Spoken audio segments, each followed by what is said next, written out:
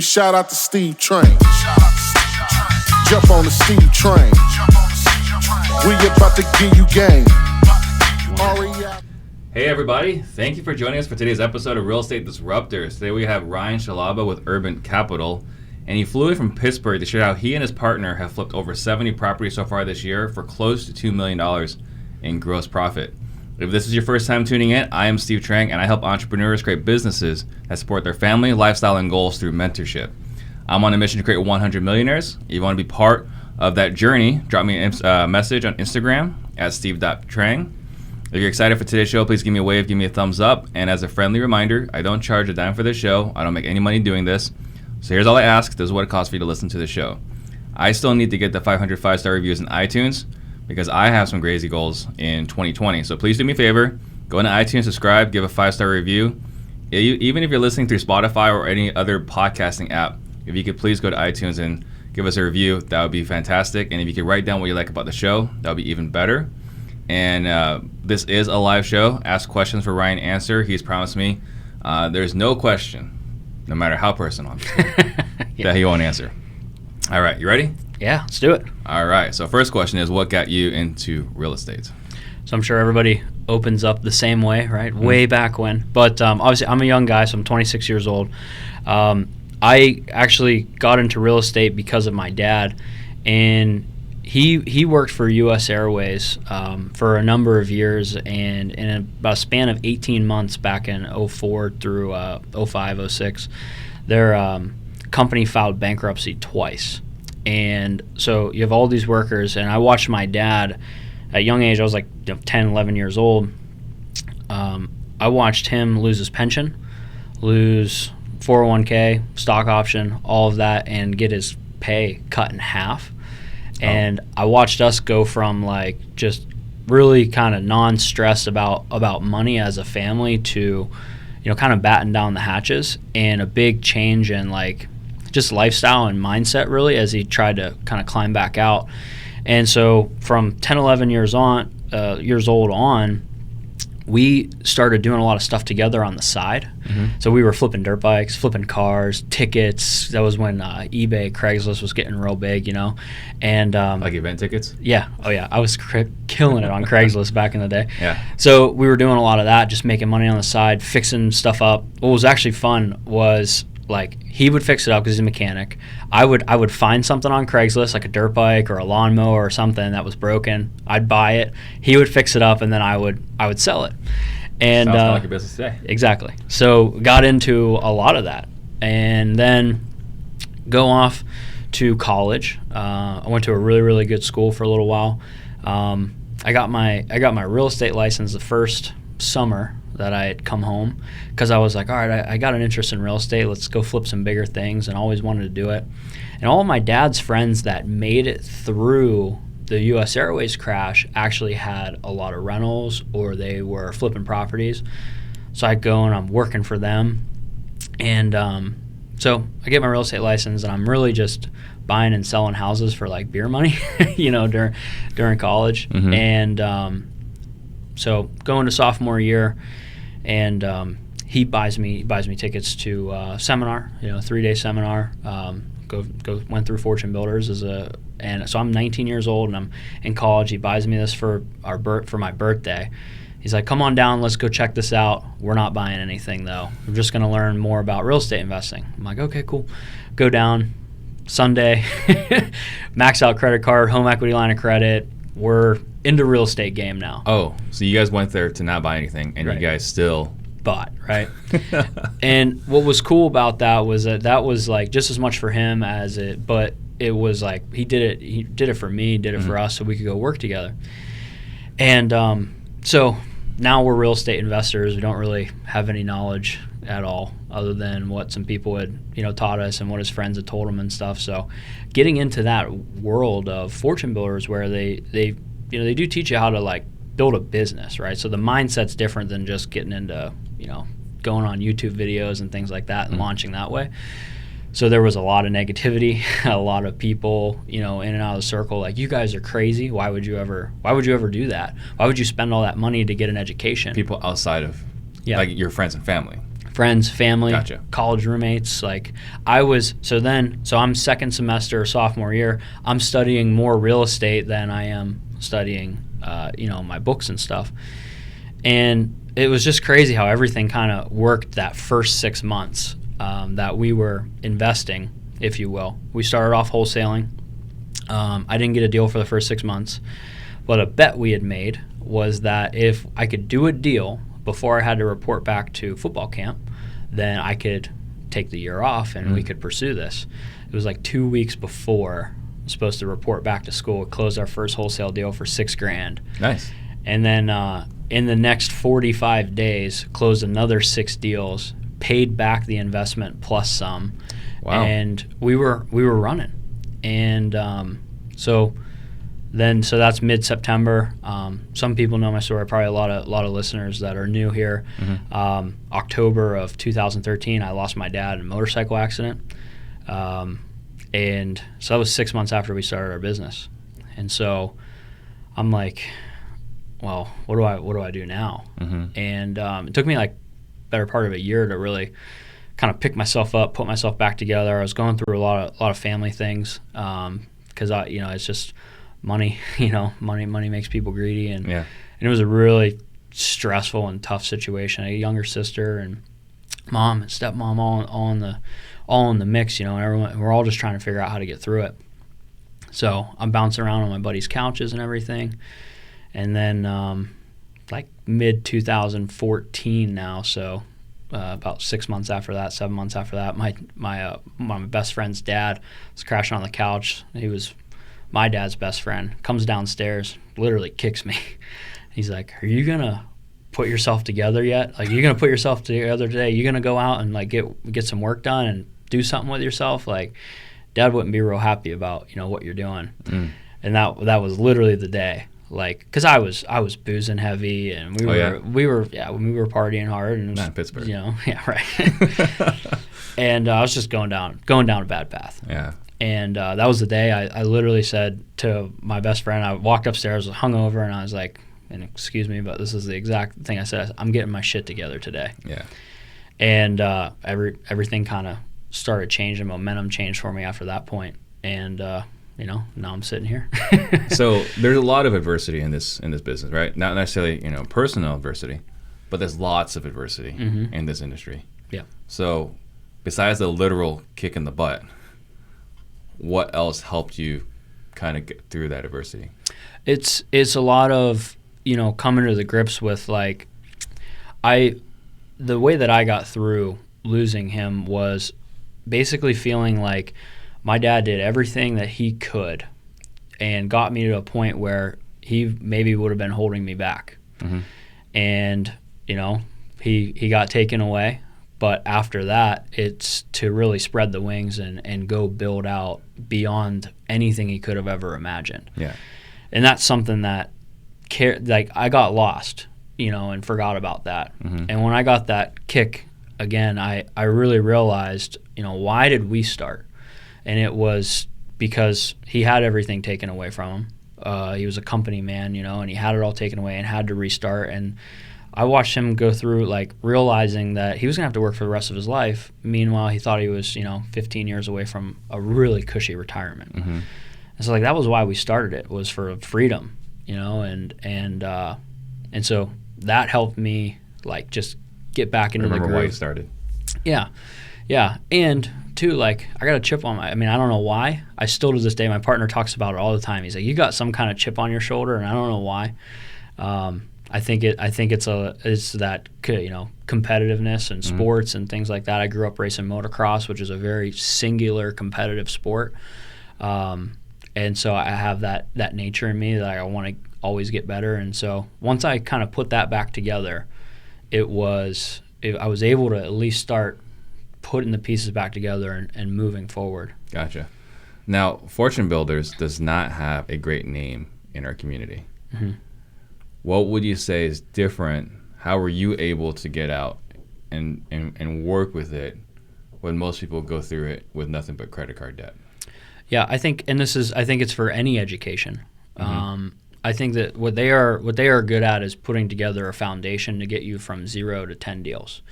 I think they're excellent at that. They give you a really good foundational base of not only real estate but business itself. I think a lot of people fail because they just don't take action. I mean, like when I say that, and this was back in 2013 when they weren't anywhere near what they are now. Now there could potentially be an overload of information, but back then it was pretty simple to where it was like literally follow this checklist, do the bandit signs, do the mailers. Like it was back then, you know. We didn't have really that much technology, right? Right. And you know, do this, do that, and then calls come in. You go, you meet with sellers. Here's what you say. Here's how you estimate repairs. Here's a purchase agreement, and you know, and you put deals together. And so giving you that foundation, and then understanding that, you know, systems and processes are really important, and blah blah blah.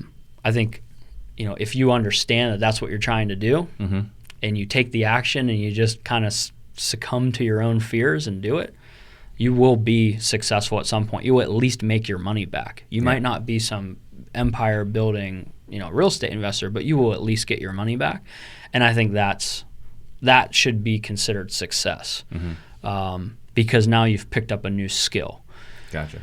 But a lot of people go in with these crazy high expectations, and then they don't put in the work, and don't try to understand that like this is a 3, 5, 7, 20 year thing here. Yeah.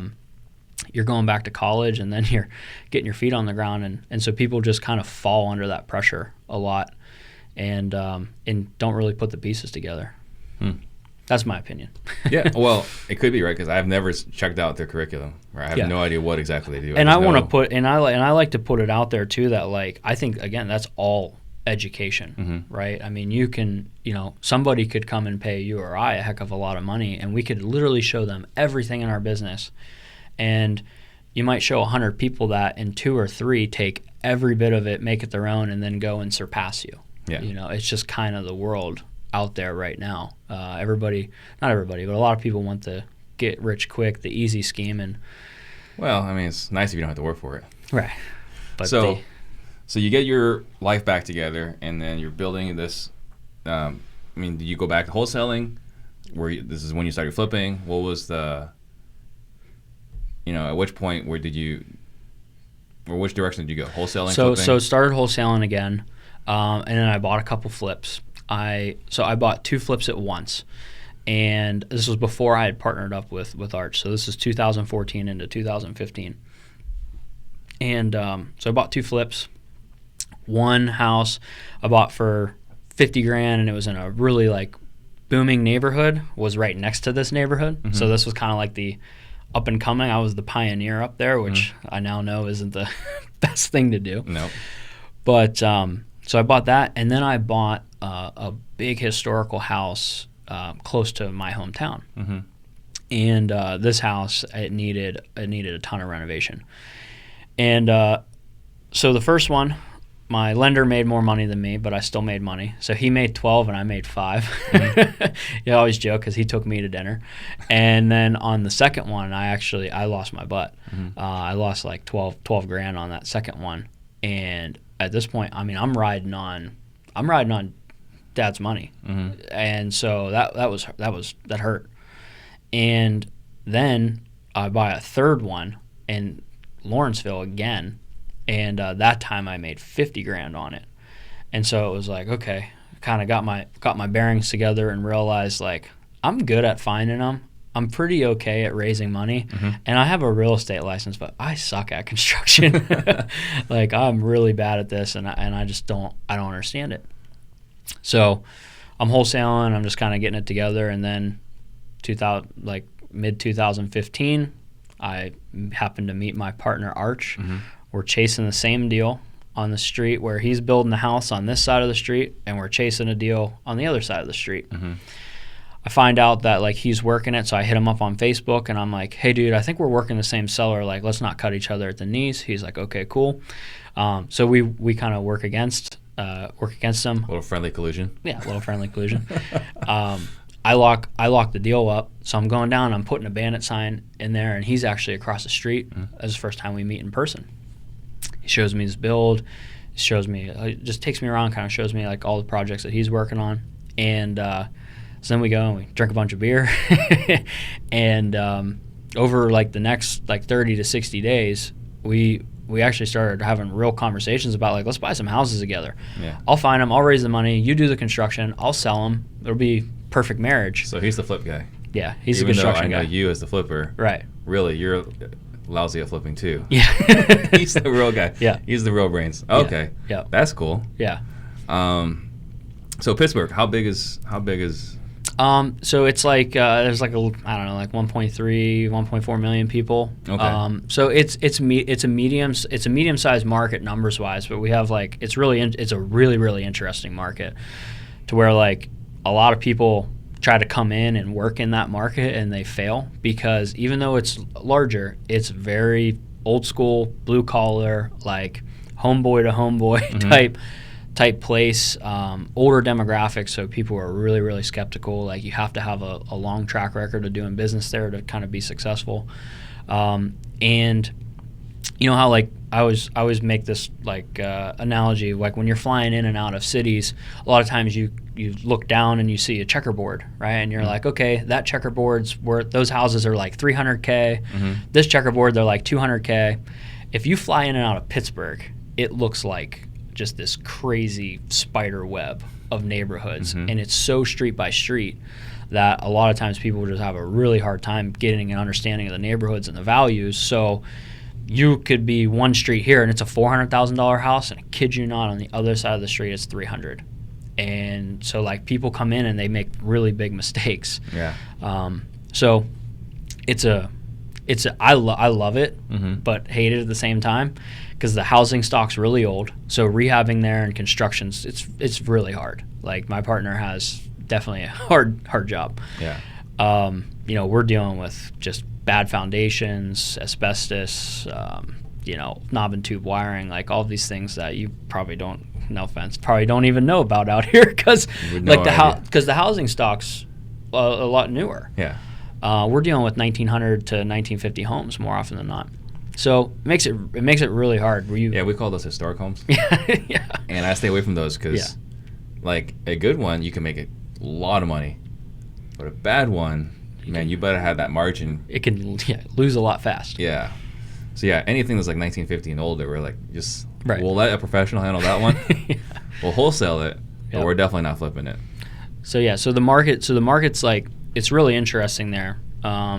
We've had like a net migration of like zero for like 30 years or like negative. Wow. So it's booming. There's tech coming in there, like Google's there, Uber's there, all this stuff, but still at the end of the day, like just as many people leave as they do come in because it's a really heavy college town.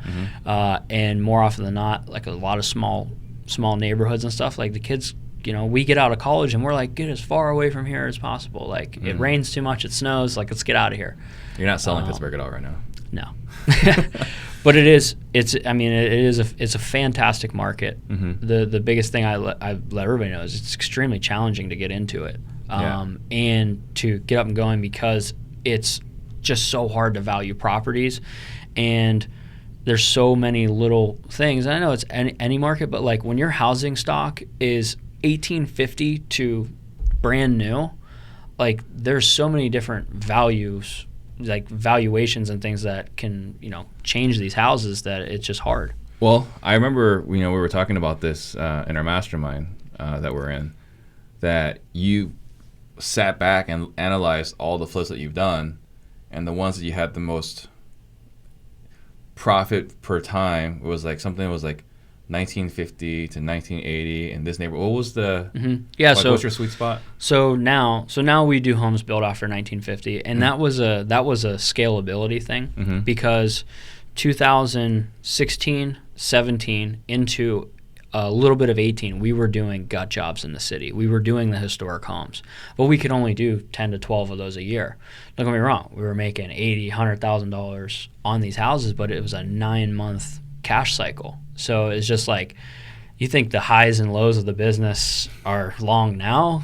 Do it when you're doing $200,000 renovations. I mean, you make $400,000 or $500,000, and then you watch the account dwindle to capital just gets sucked up. $30,000, and you're like, oh my God, we're going out of business. Yeah. And then it sells again, and so we said, okay, we got to stabilize here. If we're going to build a team, And this is both Arch and I sitting down and him saying, the only way that we're going to be able to do this is if we buy the same type of house over and over and over again. So we got to get, 4 or 5 miles outside the city to where we're out of those historical districts, and we got to buy the same house over and over again. We got to McDonald'ize this thing. We're not doing prime rib and steak anymore like it's McDonald's. And so that was like tail end of 2017. We started realizing that. 18 we really made the shift, and that was when like the team. Tail end of 17 into 18 was when the team really started to come along because we started buying a lot more. Our price points went down, so we got into the median price point, that 150 to 200, and so we were just started turning and burning. Got our rehabs down to like $35,000-$40,000, and pretty much dollar per dollar on the rehab versus the profit. And so now, that's pretty much it for us. So I thought that was a pretty smart move because you guys. And I'm not trying to disrespect, right? Like, 70 transactions, it's a good amount. We have guys here that do like more than that. But I admire the fact that you're able to go and say, okay, here are the ones that are easier, and we still make a lot of money in the time perspective. Right? Yeah. And so I thought it was wise, like to actually sit back and analyze that versus like just continuing to do what you were doing, right, and be content. Because you're making a lot of money. Are you making $800K on a flip? It could have been just as easy to just keep doing that. Right. So I admire that you went back and became introspective. Yeah, and that's one thing we've always been really good at is like stepping back and kind of looking at the big picture, because like my partner, he's we're on the traction model, and he's heavy visionary, like as high as it gets, and I could kind of float between visionary and integrator, but I'm more of an integrator profile. So we have that like unique partnership to where like I can work deep in the weeds for a really long period of time and not burn out, and also look at the business macro wise, but like his strength is pulling me even further out and saying this is going to happen, like X, Y, and Z is going to happen. We need to change right now. And then when he sets that vision out in front of me, I can work it backwards. So like that's where our partnership's really good. And so when we recognized that, it was funny because it was like, okay, we're going to go and we're going to do 50 flips a year. And when we talk about like 50 flips, we're always talking about solds. So like for us, so this year we bought, at the end of what's on the docket up until December is 65 purchases and 71 sold. So like we're doing a lot of transactions, but like we really focus on the solds. And we said, okay, let's get to that 40 to 50 mark. And we were like, how the heck are we going to do this? And the only way we saw doing it was getting our rehab numbers down like close to like 30K, building out an in-house construction team, and then really turning them. And then we got the crazy idea, last year around October, and we had some EOS consultants come in, Gary and Susan Harper, fantastic people. I love them. They came in and they actually pulled an even higher vision out of us, was that, we wanted to get to that 70 to 80 mark and see what it looked like and be able to step away from the business for periods of time. And so that was whenever we kind of made all of these shifts and stuff. Yeah. And then this year we were like, okay, this kind of sucks. So let's talk about that, right? So, like, here's a vision, it's 50. It's like, no, it's actually 70 or 80. And now you've done it, it's like, nah, actually, it's really more like 50. So what were the pains that you experienced that, like, man, selling all these houses, making all this money is great, but it's not as great as we thought it was going to be? Yeah. So what were some of those pains that came along with that? It was like, okay, you can lay out a vision plan, right? And where we failed first of all was we said, okay, here's the goal we want, and we thought we laid out a lot of the pieces, but we did not think about like what problems could potentially arise when we buy 10 houses at once, or when we go to list and sell 10 houses at once. What are these new problems? We just said, here's what we want to do, and we started running. So when we started like doubling over again, basically, and we were buying heavy, I was working really, really hard on the front, and then Arch was kind of like sitting back just waiting for the storm, and then we would get in, and all of a sudden, we had 12 guys on the construction crew, and we're trying to do 15 jobs at once, and he's playing this maestro and trying to reinvent the rehabbing process when you you can't do that. So then things get backed up. Also, too, when you go to scale that much, I had to pull back from the acquisitions, and I thought I put enough processes in place to where I could just sign off on these deals. And what was happening was our acquisition guys were underestimating repairs by 5 to 10K and overestimating ARV by 5 to 10K. Who would have thought that would happen? And so then we're buying to buy. But we didn't realize that at the time. So come around May, we have full stack of inventory, like 35 homes, and we're looking at it and we're like, half of this is crap. And it's not crap from the perspective of it fit inside the model, everything was nice, but there's a couple of neighborhood shifts, a couple underestimated budgets, and when you're only trying to make 25 or 30 on a house, and all of a sudden you're looking at it and you're trying to make 15, stuff starts to not make sense. So Q3, we go into just crazy heavy sale mode. And we're like, sell everything, get it out. We got to start wholesaling more. And then next thing you know, our wholesales, so we're making more on our wholesales than we were on our rehabs that were going out the door. And we're like, okay, let's scale down. So we had to let some team members go. We had to obviously batten down the hatches really, and just get out of the mess of inventory and get it on the market and sold. Yeah. And so I'm happy to report that December is huge. December is huge for us, and we're making all of our money in 1 month this year, which is not good. What do you mean? Our business throughout this whole year, because we did such a heavy inventory stack, it sucks all the cash. Right. Well, it's all coming back this month in December.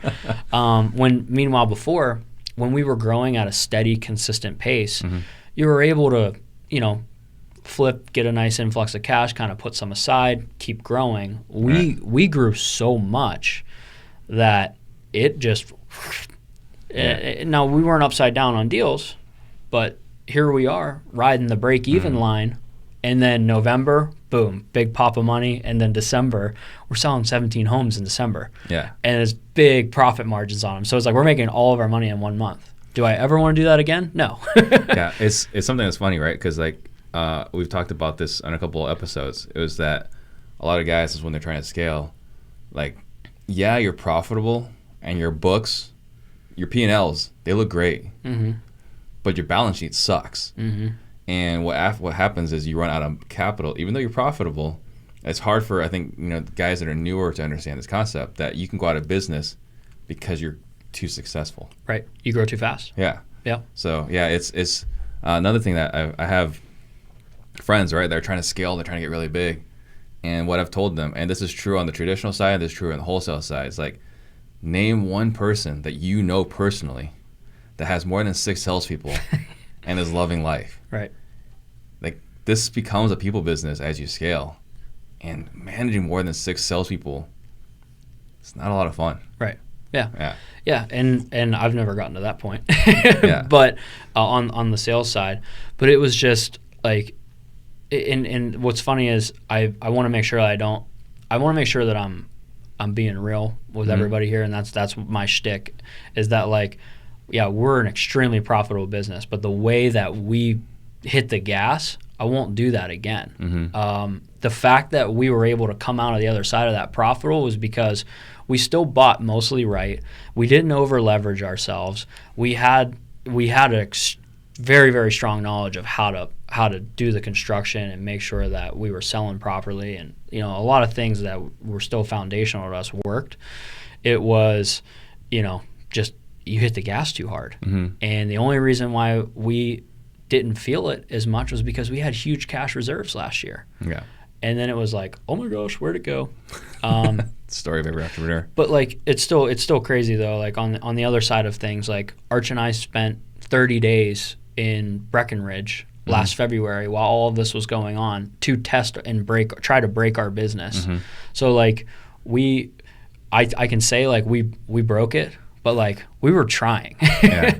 And I know that's crazy to hear, and some people probably won't believe us, but like if you go back on my timelines and if, we've been in masterminds together, like we've been talking about this for a year. Like we are going to walk away from our business for 30 days and see what happens. You weren't answering the calls on the mountains? No. It was we had a structure in place. We had our meeting structures to where we were doing morning check-ins and afternoon check-ins, and we had our weekly meeting structure. But other than that, we were hands off. Yeah. And we bought and sold 17 houses in that month of February while we were gone. That was one of the biggest life-changing like business experiences for us. Was like we don't need to be in every little transaction. Yeah. Now, 90 days later, all of those mistakes and things that were going on while we were gone took 90 days for that stuff to flush out, which is what happened in May and June when we were all hanging out in Huntington Beach, and we were like, I got hammered on that hot seat. Well, mostly by Scott. Right. I mean, I think Scott. I think everyone else was pretty nice. Scott Oots, he's gonna tell you exactly what's on his mind. But I mean, at that point, to have those conversations with those guys, like that was huge. And then Gary and Susan flew back in, and it was all within a 2-week span. And it was like, guys, I don't know if you realize this because you're pretty deep in the weeds right now, but you are like 3 months away from having to borrow some crap money. So you better hit the gas on sales, and you better start wholesaling off this inventory and get cash. And that was when we transitioned. Like all of a sudden we started having 40, 50, 60K months on wholesaling. That survived us for that 3-month span to now we're pretty 50-50 wholesale and rehab to get to this point where all of that inventory is gone. And this year will be the lowest amount of houses we carry into next year, which is like 7 or 8 versus 25 to 30 for the last couple years. Haim says that you should push some of those out to January to help with taxes. Well, we've been trying. So I think one of the things I want to talk about, and Edgar's actually asking about this as well, is that your marketing is different than most other people's marketing. So talk about what is your marketing. So I've fallen into being the traditional media guy, TV, radio, paper, the old school stuff, billboards, and in a lot of markets that's really counterintuitive, but like the reason why we became successful with it was because of the demographic of our market. We're the second oldest county in the country. Really? Yeah. Who's oldest? Allegheny County. Allegheny County is our county. It's like Dade County. Dade? Yeah, in Florida or whatever. Or Kings County in Florida or something like that. Every article about voters being dumb. So, yeah. Okay. So it's like our market demographic is older people. How do they want to be talked to? They still buy on infomercials. They still listen to the radio. Like that holds huge weight versus a mail piece. So about 2 years ago, we started heavily investing into that and expanding on those channels. And I mean, it's a game changer because it was how we blew up. We switched from Urban Capital Group to Home Buyers of Pittsburgh and had that full blown, in 18 months to where like people know the name. Yeah. And we did it through traditional media. And you were talking about these numbers offline. Like right now, how many dials how many call-ins are you getting between your TV and your radio? So all of our marketing is 175 to 200 calls a month. It's not a lot. It's not a high volume, but our leads, it's like 70% lead ratio. That's high quality. Oh my gosh. And that was the big difference, was when we were mailing and we were, doing everything else. We weren't really doing that much else other than mailing and like bandit signs and stuff. It was 40%, and I was like, okay, so can we reduce our volume, tell people exactly what we want to buy, which was really interesting because we picked our niche, and then we told people what we wanted to buy through this traditional media, and all of a sudden, I mean, it went up. So what was that message when you said you told them what you wanted to buy? Oh, I mean, it's like, hey, we're not buying junkers in bad neighborhoods. Like we're buying, grandma specials in great school districts, and homes that are structurally sound and they just need some cosmetic updates. They're really good schools where you want to put your kids. And we started saying things like that. And And that's what resonates. Yeah, and for us, it's like too. It's we say we're the number one professional home buyer. Okay, and now it's cool. We have some awards to actually back that up. Yeah, we're not just the guys saying it. There was a difference too of the people that we started talking to by talking on radio, talking on TV. We started talking to more affluent people that valued time over money. So automatically, the price point of homes you're going to buy is higher. And that was where we wanted to be. We didn't want to be buying $20,000, $30,000 junkers. It was, we're paying $70,000 to $100,000 for these homes, which in our market is like, these are nice homes. It's really hard to fathom. Yeah. So, but they're outdated. You know, they need that 35, 40 in work, and we're selling 150 to 200. So so we started talking to these people that just value time over money. And so then I even started saying that in all my advertising. Like, you know, do you have something, do you have a house that's stressing you out? Maybe you're valuing like your time and stress that you're putting into it over getting a couple extra bucks on the market. Give us a call, you know, and started saying little things like that. And next thing you know, you're getting calls from the retired guys that's wealthy. He's got a second home. He downsized out of it, and he just wants to let it go in 3 weeks, 4 weeks. Wow. So interesting stuff like that. When it was like, who are you talking to? All the things that we do normally.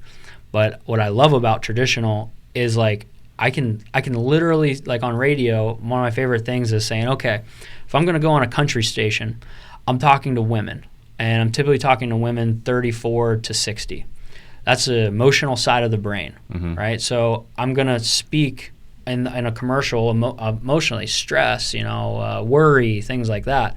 And I'm going to talk directly to them. Have you inherited a house recently that's really stressing you out? Or are you worried about helping your parents transition into assisted living? Like, we can help make that easy. And I'm talking to that emotional side. And then, boom, we're just crushing it with that. And same thing if we go on, like a news talk radio station, and I'm going to talk logically, time over money. So we just started learning those things. That's fascinating. How did you, was there someone to help you along the way, or? Just Benjamin Franklin. Yeah. Just spend the money and test it. Yeah. I mean, just like anything. We didn't know. The people at the stations were great. It was really cool to be able to go in and talk with them and say, hey, look, I'm an ROI-based guy. I want this to be successful. I'm willing to buy on contract for long periods of time. And we're going to test 3 to 4 different, ads at once, and we're going to look at the metrics, and then we're going to dump stuff, and we're going to record new. So if you're doing 3 or 4 different ads at a time, are your phone numbers different for each ad? No, not right now. And the reason why is because their analytics are way stronger. So like I can do one phone number for radio, but the analytics reports that I get tells me everything that I need to know about what commercial is actually converting. So that's nice. So like the time that it came in? Yep, everything. Gotcha. They know when the ad played, when it converted, if the people went to your site first before they called. Like their analytics are heavy. Fascinating. So you're able to look at your conversions for actual rate. Basically, commercial to action is a conversion point. So you want to be like over 0.3 as frequency. So you want to be over like 0.3. If it's under that, then the ad is failing. But if it's 0.5, you better dump a heck of a lot of money into that in the next month, because it's converting the messages right. So then is that phone number tied to the station then? So that's how they can track it?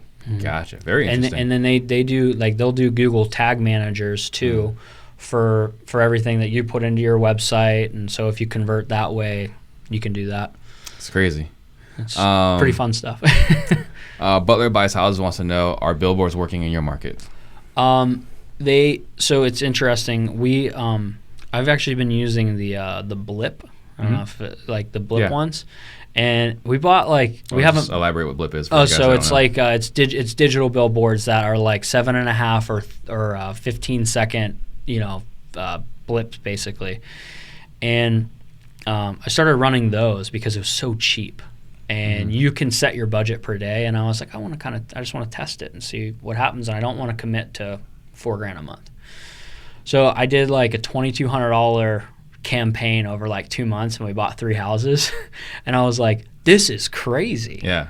But then it died off. Yeah. So I just like You now got all the other people that were going to sell through billboards. right. They all And came then out. yeah. So don't get your hopes up. But it's still it's brand awareness at the Yeah. end of the day, right? Having a consistent message across multiple channels, and like all of my stuff is the same. Like my postcards, my billboards, like everything is the same. Now some people might disagree with that.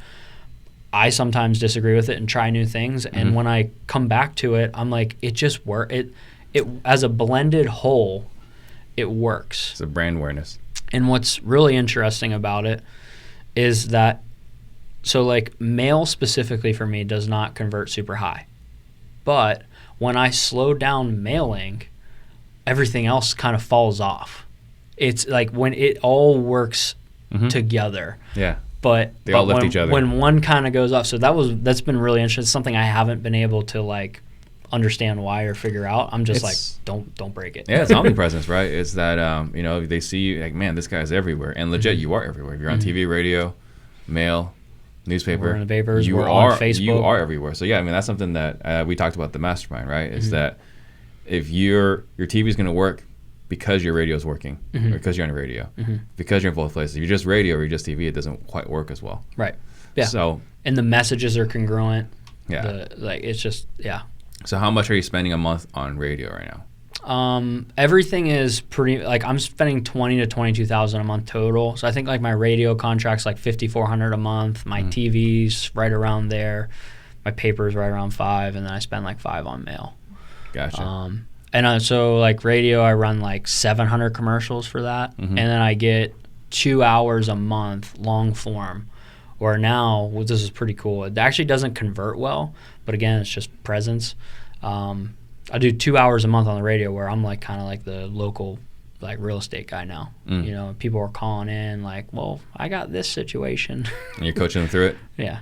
That's awesome. So it's cool. Like just, if anybody's going to go that route, like understand like just a couple of things. Like you want to go on long contracts if you can, knowing that you can always get out of them because you'll negotiate the best prices. And then just look at perks, like ask them questions like, okay, what's a hard cost to you versus something you can throw in? What am I actually paying for versus can we, if I up my budget, can I get a bunch of extra perks over here? What are some perks that you would get? Like for instance, they'll run like your Google SEO, pay-per-click and Facebook. So like let's say like you spend Really? So let's say for instance like you have like a $4,000 contract, right? And let's say for newspaper, if you have like a $4,000 contract and you run you're going to run like 2 Sundays and a couple follow-up Wednesdays. That's actual hard, that might not be hard cost to them, but that's where they make their margin. So what they'll do is then you opt in for like $1,000 in pay-per-click and $500 in Facebook ads, but your cost of your package stays the same. So, and I've now tested this. I was like, okay, strip me down to just print and see what happens. It starts failing. When everything is clicking together, it works. So it's kind of like I dropped my stuff down to 15 grand and it just does not work as well as spending the full 20. You lose any sleep over that? I don't really lose sleep over anything. Okay. I don't. Because it's either like you're either all in Yeah. or you're not.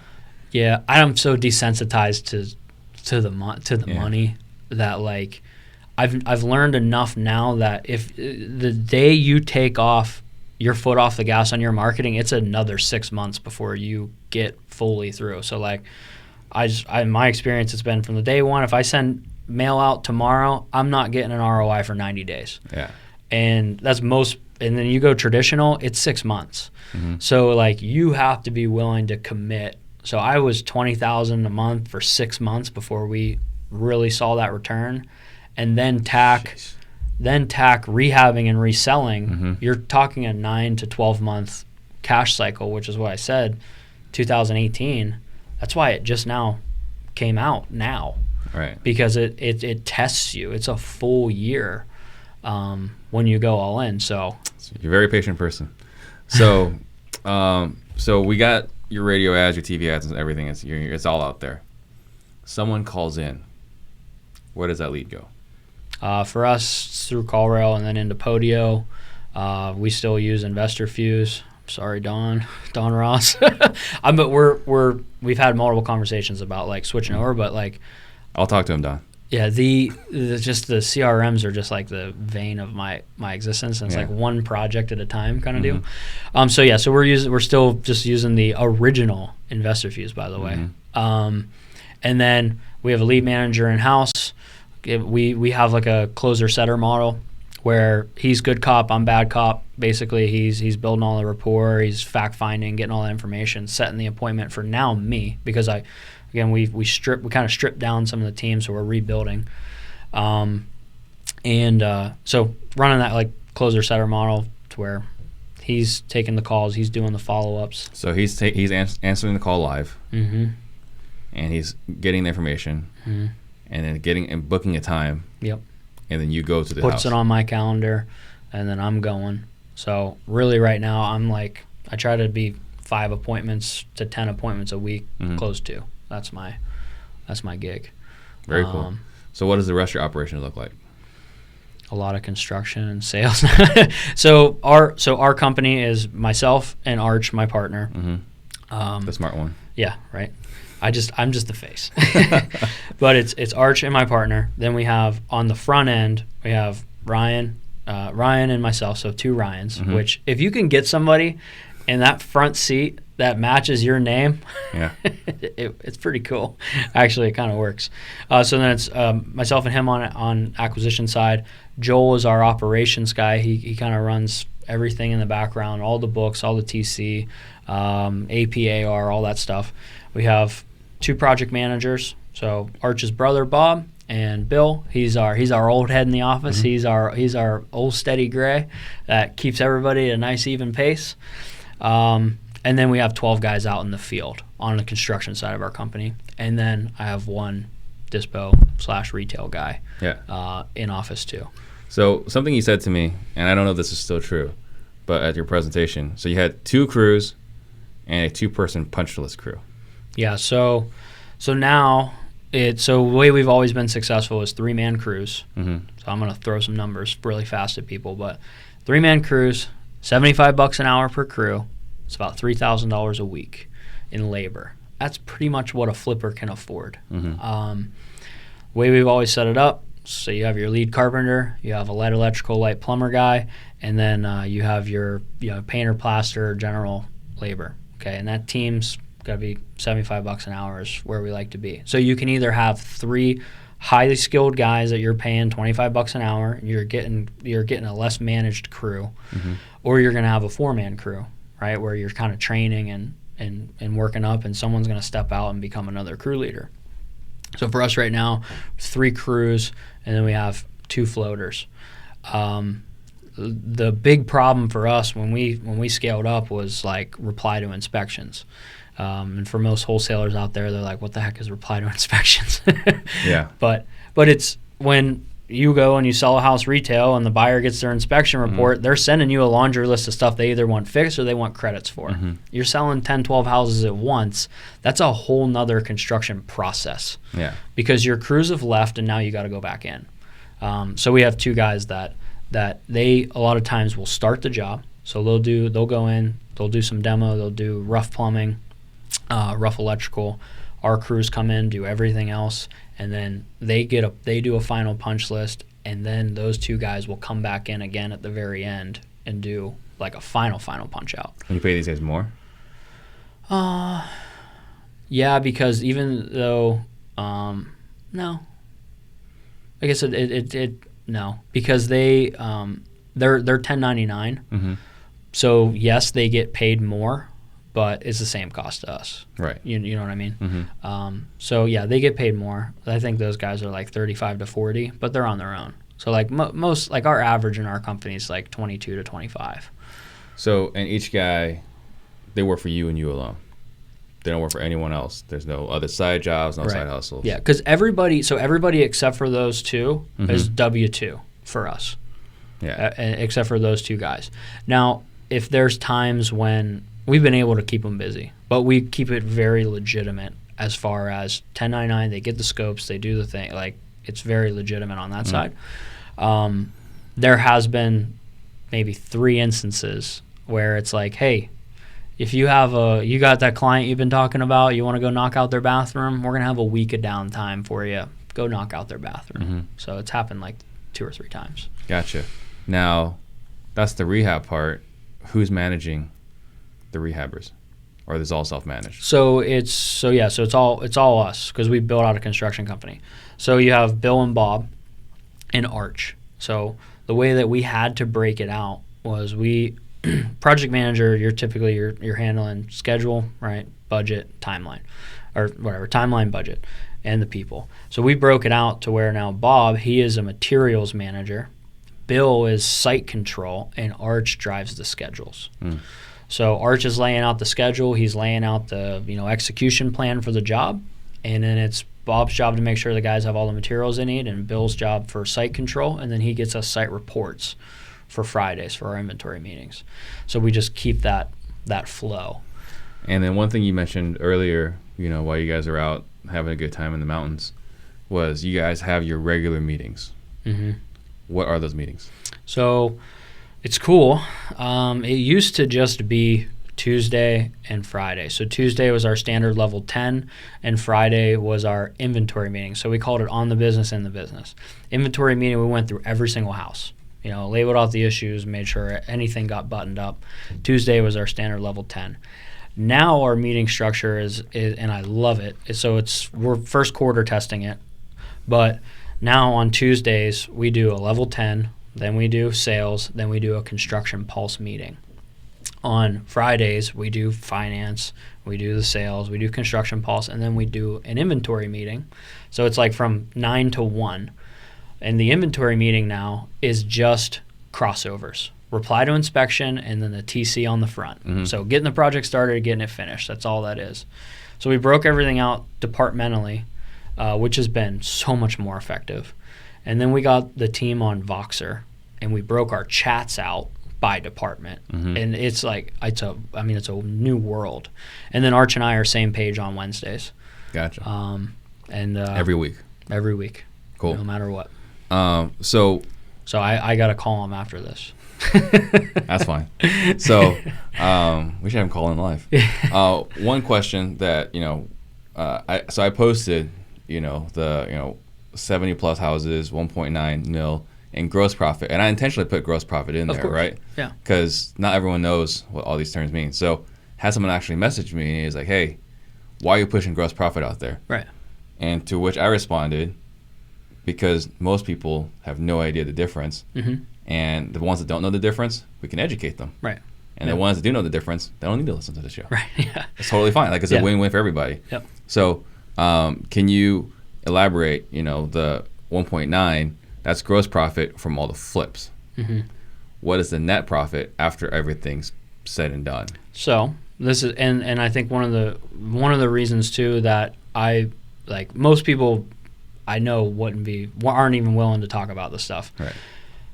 It should be $760,000. Okay, based on that 1.9, right around that 40 to 45% range. If you're running a fully stabilized operation, net profit based off your gross. For us this year, I told you, we overscaled.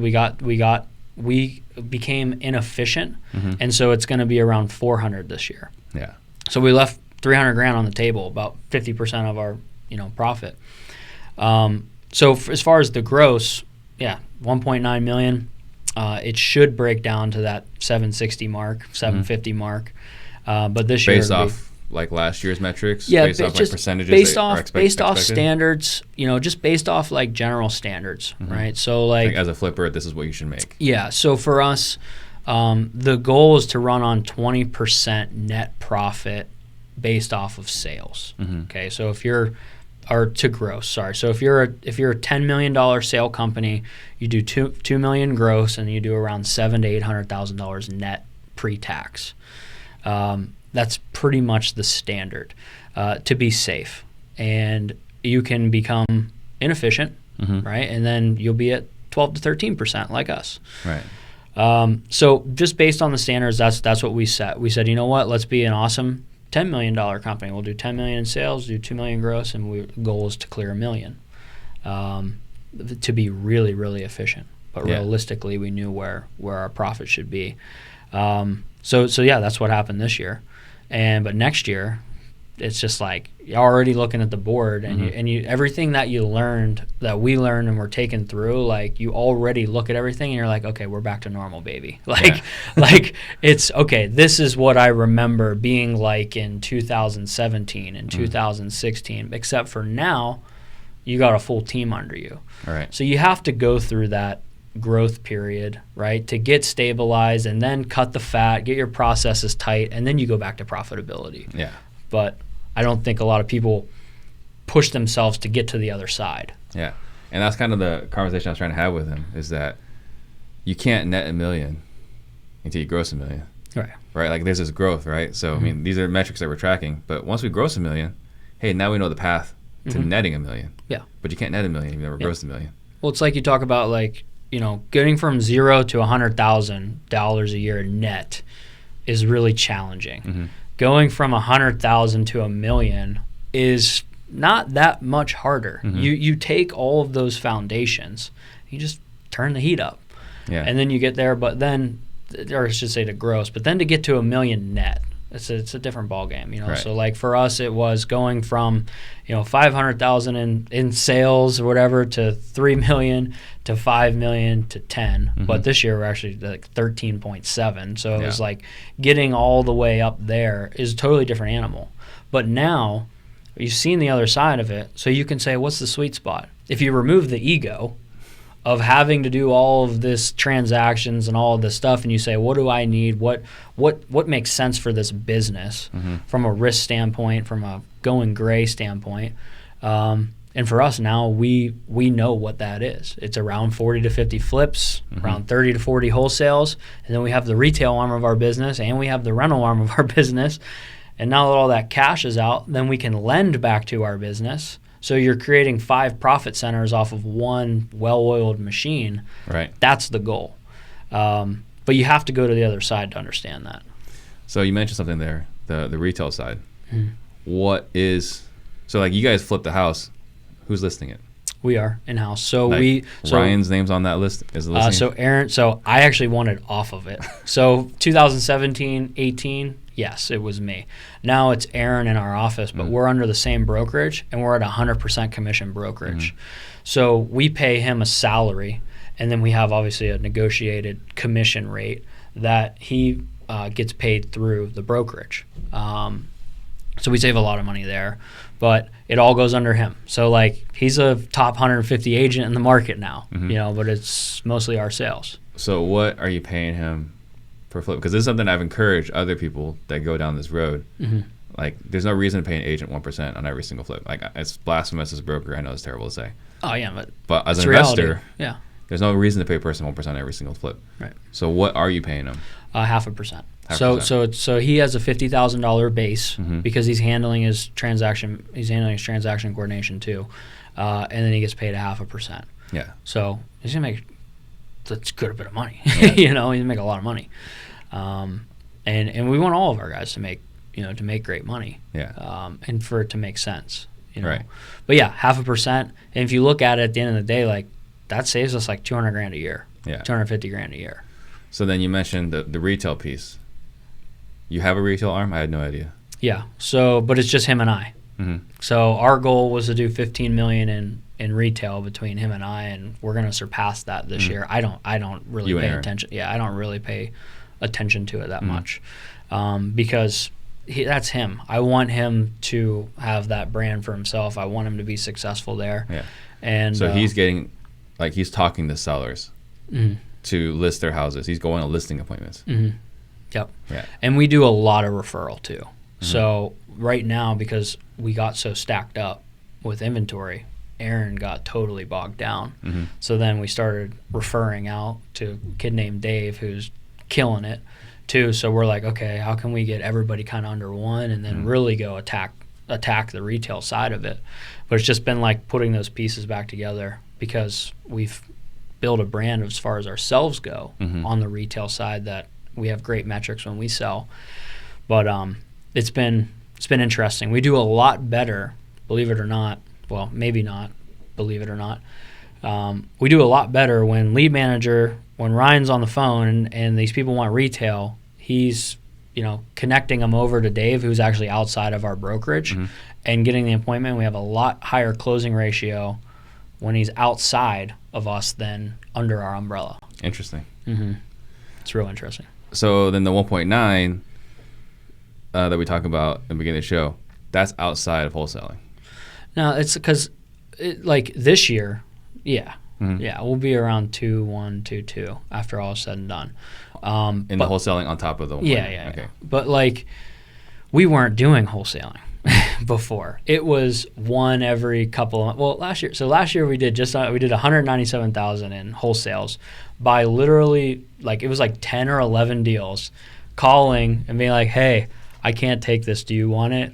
Cool, go. and so in June when we transitioned to actually start pushing more, we have a couple really successful wholesalers in our market, and this was a big problem we ran into, is that we built the brand as the guys that take everything down. And when you go and you start wholesaling, everybody's asking questions. Well, it must be crap. There must be something wrong with it. They're not disclosing something, blah, blah, blah. So we actually hid behind the successful wholesalers and negotiated 75-25 splits in our favor that they would do our dispo. We started killing it. Yeah. These people were willing to pay $10,000, $15,000 over asking price for them because they're doing the dispo versus paying us under asking, if we were doing it. So for the last few months, we've got our feet under us and said, hey, remember all these deals that you bought? Those are actually ours. Right. And so now we've been pushing more stuff out. But we did, today, I actually told you today, we're closing our biggest assignment, $47,000. Yeah, which that's is awesome. Crazy. I think it's more money on a wholesale than we probably made on a flip this year. But we, wholesaling in the last 6 months carried us through that real cash tight portion. I think we did obviously I would look, but I know it's around $200,000 since June that we've done just wholesaling on the side, and that built the cash to carry through until all that inventory closed out. So knowing that you can make around the same wholesaling versus flipping, how do you stay excited about flipping? So this is perfect for my partner because I know he's like, go ahead, answer this. It's because, the construction side of the business for me is I buy it, it pops out, Aaron sells it. It's just this black box that you just kind of put this thing in and something comes It's a out. number on a spreadsheet, right? And so flipping obviously is exciting for me. The wholesale side is a lot of work for me because we don't have the dispo processes and we don't have, we're babies in figuring this out. We know how to buy super deep and buy right, and automatically you can sell deals easier that way.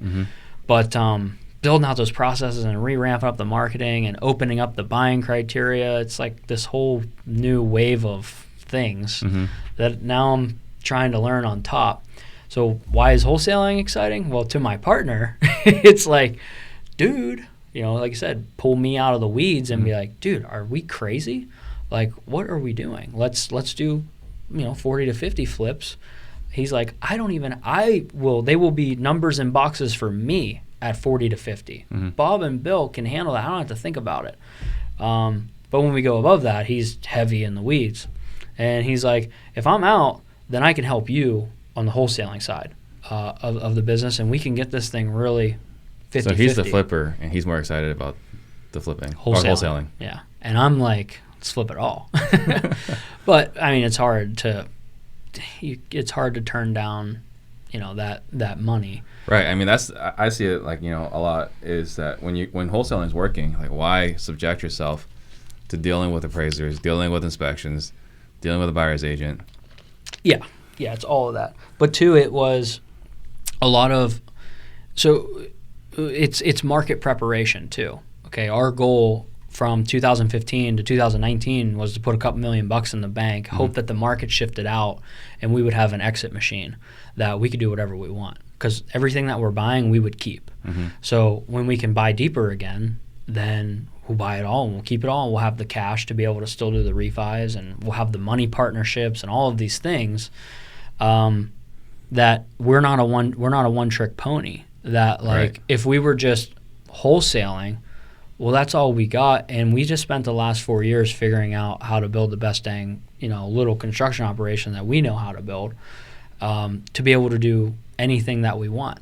If we want to go into if everything craps the bed and we want to go into commercial construction and fit outs, we could do that, and we can make a lot of money.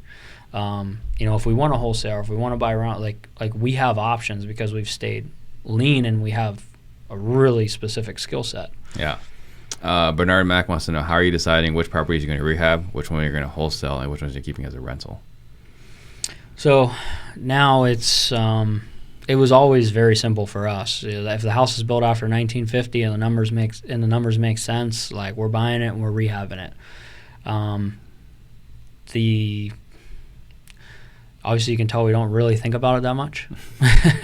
Because I got to think about it. Like on the rental side, like if we're 70, 80 grand into a house and I can rent it for 12 or $1,300 a month, we're going to keep it. Like if we can make the refi make sense, or we can pull 15 out, still be leveraged well, have good $400 a month cash flow, we're keeping it. We don't do that very often, by the way, because we've been so heavily focused on the flip. Now, if it doesn't fit inside of our rehab box, or if it fits inside of the criteria of the 1950, but the rehab is 50 or 60 or 70, and we have it really deep, we're going to wholesale it. Because where we have transitioned is to more wholetailing, more just cleaning them Lighter up. rehab. Yeah, like spot renovating. So our rehab numbers, like our average is like 35, but now it's like 15 to 20. So we cut it in half. So now it's like we force ourselves to get really lazy, and like you have to force yourself to like try these new like tricks and sectors. I love it. That was one of the biggest lessons I learned in the coaching program when I was back in Craig Proctor, was that you need to spend as much time as possible trying to figure out how to be more lazy. And I loved it, and that's something that always stuck with me. And those of you that know me well know that I try to not do anything, so it works great. Yeah. So then what is your biggest struggle today? Wholesaling, like learning how to be a wholesaler, because you were just in a room full of wholesalers. I know, and that was awesome. I do appreciate that. And that's why I was saying, like, I want to spend the next 2 days that I'm here, like being inside of these operations, because I want to learn. Because we are the type of people that if you show me what you're doing and how to do it, I'm going home and I'm implementing. So I want to see that. But yeah, it's definitely just, I'm trying to think how to put this. Like, what I consider a good deal, I'm extremely conservative. It's hard now looking at leads and saying someone will buy that. It's that different mind. It's the opposite mindset of, put it under contract and see what happens. Because we put 66 houses under contract, we bought 65. So it's a different mindset with that attrition rate, and how do you pitch that, and do we put it under a different brand? We close it. We don't cancel. Right. So that's the thing, where now we have such a specific niche of what we buy that pretty much everything that we wholesale is outside of that, and we don't want to close on it. Right. So we're like, okay, let's set up a sister company. And then when people were calling us, now we're saying, you know what, this doesn't fit inside of this box, but we can help you move this property, or we can, we have partners over here. Yeah. We set up a sister company for this exact reason, and so we're working through that. But they're not going to call that sister company. No, they still call us, and now we're just shifting it and resetting expectations and just framing properly, because I believe in full disclosure and telling people what we're doing. 100% agree with that. What is your superpower? I think, like, I really think the integration and deep understanding of how a flipping operation like works. Even though I partially consider what we did a failure because it didn't come out as planned. There's a sick part of me, right? But I think I'm really good at understanding how the way business should work, the way that it should look, and being able to kind of build that out. I think I've grown into a half decent leader, and just being like, I think integrity and honesty, when I get down to it, is really like my superpower of just being like blatantly honest and being like, this is what I want to do, this is where I want to go, this is how I want it to look, and I would like you to come on board, and just telling people, you know, kind of like telling everybody how it is, and also having that two-way street as a leader of like, hold me accountable. Like, the only way I'm going to hold you accountable is if you hold me accountable. And I think I've grown significantly like on that side of things, and that's what really excites me the most, is like having people that want to follow you because you're a good person. And that's just something that's helped us be really, you know, successful. I want to add one thing into an integrator. So Ryan and I, we met for the first time in a mastermind, and you were the first presenter, and you gave like a lights out presentation, and you're like, I don't know if this is any good, I don't know what I'm supposed to do. I guess like I you know, hopefully this is a good enough presentation. Like, and like I said, this is one of the best presentations I've ever seen. And I'm just sitting there thinking, I have to go after this guy. This is gonna suck. No. So, but like the detail you had in your presentation, it was crazy to me.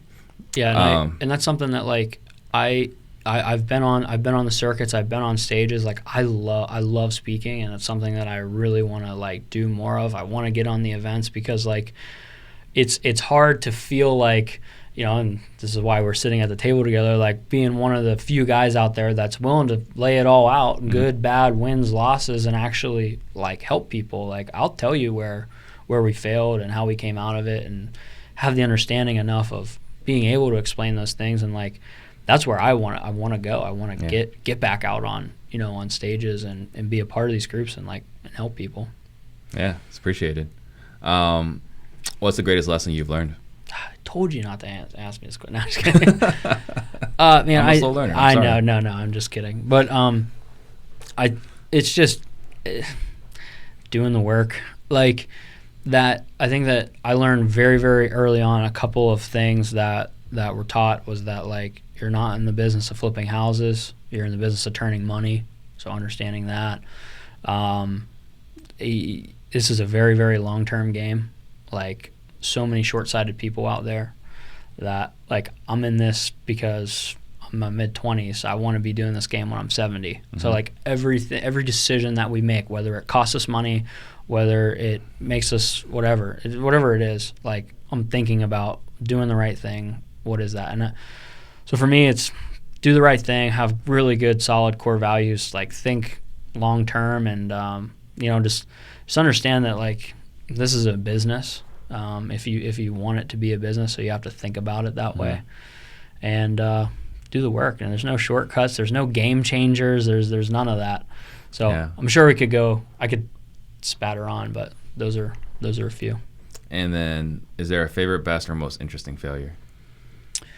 I mean, you know, we've lost money on quite a few houses, but that's gonna happen. Yeah, of course. If you haven't lost money on a house, you haven't done enough. But I don't know, man. There's so many things that like we fail on a day-to-day basis that like you kind of become desensitized to it. But some of my favorite ones were the multiple times that like, when I was building out my own lists, and I would go to copy and paste over, and the Excel sheet would jump a line, and we've had this pain. And it's like, you know, you send it out, and you're like expecting all these phone calls, and all you get is the mailman showing up on your doorstep with a bin of 10,000 postcards, and you're like, oh my God, that was like $4,000, $3,000.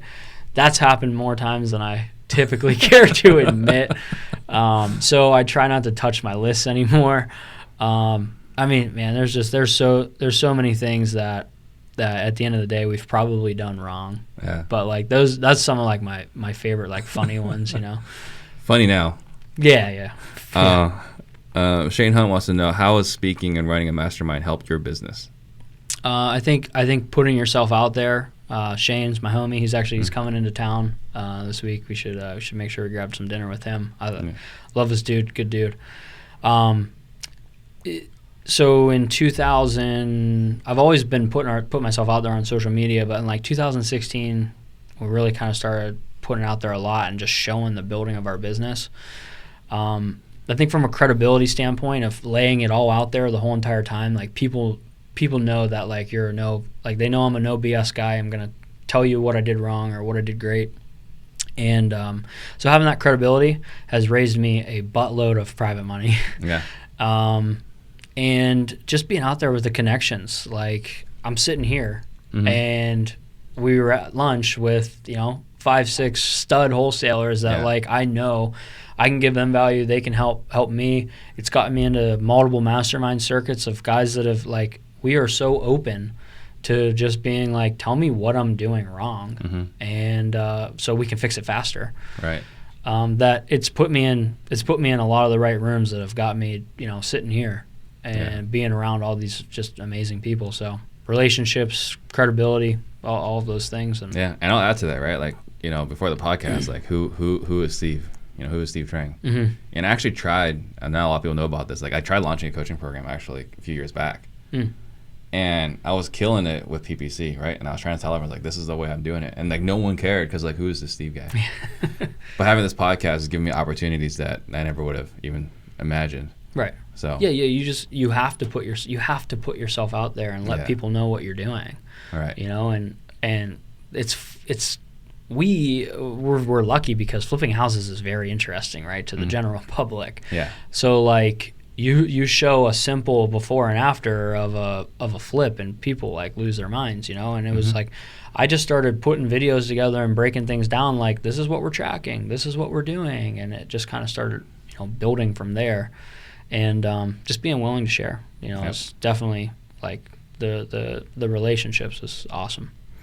Is there a book that you've gifted more than any other? So many, but this year, The Dichotomy of Leadership by Jocko Willink and Leif Babin. Same thing with Extreme Ownership.